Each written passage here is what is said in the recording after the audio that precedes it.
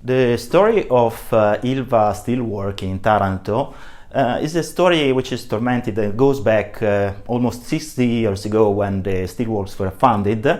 They belonged to the state, to the Italian state, and basically to Italsida, that was a company of the Finsider, which was a company itself of the IRI, that was a large state holding.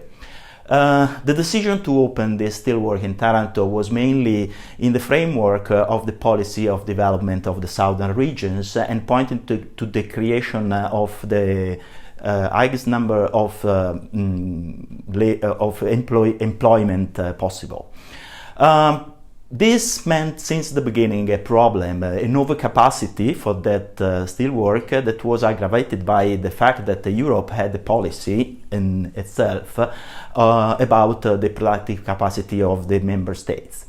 Problems were not solved during the 1980s and particularly during the 1990s when the steelworks were privatized.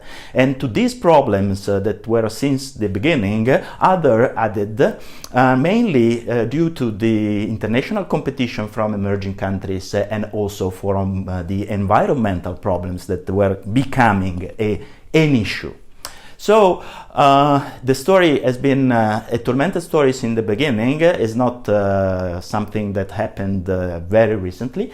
And what does it tell us about the industrial policy or the absence of industrial policy? Yes, this is telling a lot. Industrial policy has been something not really very much practiced by the Italian government during the last 20 years. This is the real problem. And the real problem is not the absence or the presence of a steel sector in a country which is and wants to be one of the first row countries.